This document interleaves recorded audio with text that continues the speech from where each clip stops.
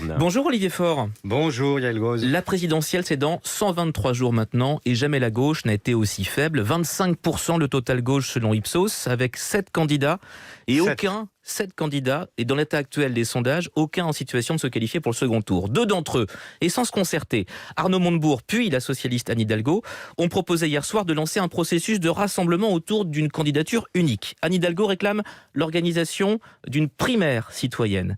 Est-ce une manière polie, Olivier Faure, de dire qu'elle n'ira pas jusqu'au bout ? C'est tout l'inverse. C'est tout l'inverse. Mais le problème aujourd'hui, quel est-il ?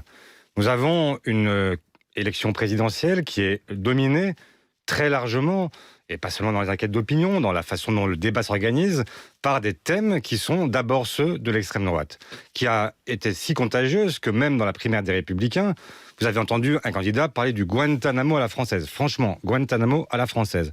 Est-ce que quelqu'un y a réfléchi ? Voilà. La candidate Valérie Pécresse, qui l'a emporté, elle-même nous explique qu'il faudrait désormais sanctionner les délinquants différemment selon le quartier où ils vivent.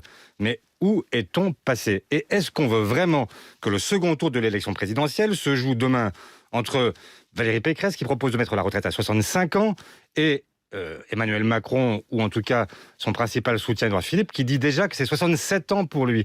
Est-ce que vraiment les hommes, les femmes de gauche, celles et ceux qui pensent que nous n'avons pas de temps à perdre sur le social, sur le climat, sur la démocratie, est-ce que vraiment nous nous sommes résolus à l'idée qu'il fallait forcément être absent de ce second tour ? Ça ressemble à un SOS, ce que vous dites ce matin. Mais c'est pas un SOS, c'est simplement une prise de conscience collective nécessaire. Enfin, franchement, vous citiez les sondages. Celui d'hier, celui d'Ipsos, qui est sorti le dernier, il y a aucun candidat de gauche qui fait plus de 8%. Si vous aviez un candidat qui était déjà à 15, à 16, etc., sans doute faudrait-il raisonner différemment et dire que, il y a quelqu'un qui a fait la percée. Là, aujourd'hui, on a un combat qui se situe entre la gauche et qui ne débouche sur rien. Moi, je ne suis pas venu faire de la politique pour témoigner et simplement regarder les autres faire. Ce que je veux, et c'est la raison pour laquelle j'appartiens à cette gauche-là, cette gauche qui fait, qui transforme, qui fait bouger les choses, eh bien moi je veux aller jusqu'au bout. Olivier et c'est la raison pour laquelle je souhaite effectivement cette primaire. Vous avez déjà des fins de non-recevoir multiples. Personne n'en veut chez vos concurrents à gauche. Les Insoumis trouvent ça artificiel. Ils vous demandent d'arrêter de polluer la campagne. Les écologistes, Julien Bayou ce matin sur France Info, proposition saugrenue, stratagème pour habiller un retrait. Voilà ce qu'il dit d'Anne Hidalgo. Fabien Roussel est candidat et le restera. C'est ce que nous dit le Parti communiste. Ça a l'air très mal engagé. C'est très bien. Il faut que le temps fasse son œuvre, pas trop, mais je comprends que dans l'immédiate réponse à apporter, chaque appareil résiste et essaye d'éviter ce qu'il pense être un piège. Mais moi j'en appelle ce matin tout simplement à Yannick Jadot.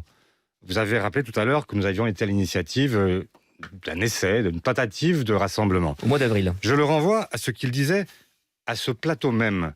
C'était le 29 mars. Il disait, je le cite, « Si nous y allons divisés, nous n'avons aucune chance de gagner. Il nous faudra une candidature unique. » Qu'est-ce qui a changé depuis ? Mais vous, Olivier Faure, je vais vous renvoyer à vos déclarations aussi. Le 29 juin 2020, vous disiez que vous étiez prêt à vous ranger derrière un candidat écologiste. Mais qu'est-ce qu'a dit Anne Hidalgo hier ? Elle a dit, quand on veut une primaire, on dit qu'il n'y a pas de préalable. Si je disais... je veux bien une primaire, mais en fait, je vous dis déjà quel est le gagnant, et c'est forcément moi, vous me diriez, c'est pas une primaire, c'est simplement un piège. On a du mal à vous suivre. Il y a plein de contradictions dans ce que vous avez dit sur la primaire. Anne Hidalgo n'en voulait pas. Hier matin, encore sur France 2, elle disait c'est artificiel et impossible à mettre en œuvre maintenant. Pourquoi cette volte-face en 24 heures ? Alors pourquoi elle a changé d'avis et fait demi-tour à la gare de Poitiers hier ? Mais c'est pas... Enfin, je pense simplement que il y avait... Pour tous ceux, et je ne fais la critique à personne, ça fait des mois et des mois que chacun espère que quelque chose va se passer dans cette élection présidentielle, que quelqu'un va prendre d'un seul coup le leadership et s'imposer aux autres. D'une certaine façon, c'était une primaire sauvage par les sondages qui était envisagée par les uns et par les autres. Cette primaire-là, elle n'a pas fonctionné. Elle a impuissanté l'ensemble de la gauche. Qu'est-ce qui s'est passé ? C'est qu'au lieu de voir la gauche progresser, y compris si l'affaissement de l'un profiter à l'autre. On pourrait se dire, il y a quelque chose qui se passe, il commence à y avoir des mouvements et tout ça. Non, là, depuis des semaines et des semaines, la gauche baisse tendanciellement à chaque sondage. Et toute la gauche baisse. Donc, est-ce que quelqu'un, à un moment, va finir par avoir la lucidité ? Il y a quelqu'un qui l'a eu hier, elle s'appelle Anne Hidalgo. Et c'est ça, franchement, je salue son courage, son sens de responsabilité, parce que ce serait tellement plus facile de dire « je ne regarde rien ». Mais si vraiment tous les autres pensent que c'est un piège, mais qu'ils regardent, s'ils croient eux-mêmes qu'ils sont les plus forts, et ben alors qu'ils viennent le dire dans la primaire, qu'ils viennent s'exprimer, qu'ils viennent montrer qu'ils ont la puissance pour eux et ils gagneront. Le 27 août, c'était vous encore dans Le Monde. Les primaires ouvertes, c'est plus de saison. C'est une machine à broyer les candidats. Pourquoi aujourd'hui ce serait la solution miracle ? Je parlais à cette époque-là, je parlais des primaires internes au PS. C'est-à-dire que c'est pas la même chose d'avoir des primaires qui opposent simplement des candidats socialistes entre eux et qui ne règlent pas la question de la fragmentation de la gauche. Et puis une primaire qui prend toute la gauche, qui permet d'avoir un candidat commun et qui permet d'aller au bout et de gagner la présidentielle, peut-être. Si elle échoue, Anne Hidalgo, à organiser cette primaire, elle disait hier soir aux 20h de TF1 qu'elle continuerait quand même. Est-ce que c'est cohérent ? Bien sûr. Écoutez, elle fait une offre qui est une offre courageuse, je le répète. Elle dit « Moi, je suis prête à me mettre dans une primaire et à en respecter le verdict. » Et pour l'instant, on aurait qui dans cette primaire ? On aurait Arnaud Montebourg, Anne Hidalgo et peut-être, là on ne sait pas si elle vous a appelé, si vous êtes parlé, Christiane Taubira, l'ancienne ministre de François Hollande, ancienne garde des Sceaux. Est-ce que vous êtes en contact avec elle ? Mais il y aura toutes celles et ceux qui sont prêts à gouverner ensemble et qui sont prêts à projeter ensemble une république écologique et sociale. Aujourd'hui, tous vous répondront « j'ai piscine, je fais autre chose, etc. » Parce que personne ne veut voir la réalité. Mais on ne peut pas continuer à être dans le déni. La gauche, ça n'a jamais été... Ça ne peut pas être le déni. Mais il y a déjà une primaire, en fait. Vous parlez d'une nouvelle primaire, mais il en existe déjà une, la primaire populaire. Oui. C'est un processus en ligne qui a été lancé au mois de mai. 230 000 inscrits. Ils vont voter fin janvier, ces 230 000 inscrits. Vous vous inscrivez dedans, c'est quoi l'idée ?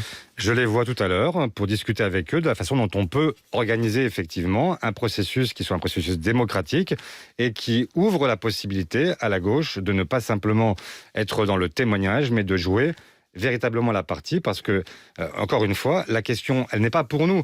Si la question de l'élection présidentielle, c'est de savoir si le PS, le PC, les Verts, les Insoumis, je ne sais qui, sont devant, derrière les uns les autres, etc., ça n'a aucun sens. Si nous faisons de la politique, j'espère que c'est le cas pour tout le monde, c'est parce que nous voulons transformer le monde. Et il y a des gens qui attendent aujourd'hui, il y a des gens pour qui ça aura des conséquences, qui a besoin. Mais parce que, parlons du fond 2 secondes.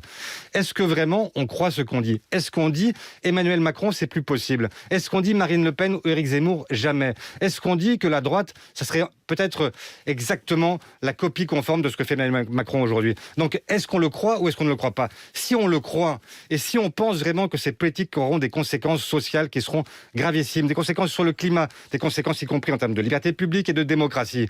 Ça suppose alors qu'on prenne les moyens de se battre et de faire en sorte que nous ne soyons pas simplement là pour témoigner, mais pour gagner. Un mot sur l'Europe. Relance, puissance, appartenance, c'est les 3 axes que défendra Emmanuel Macron cet après-midi dans sa conférence de presse à l'Élysée.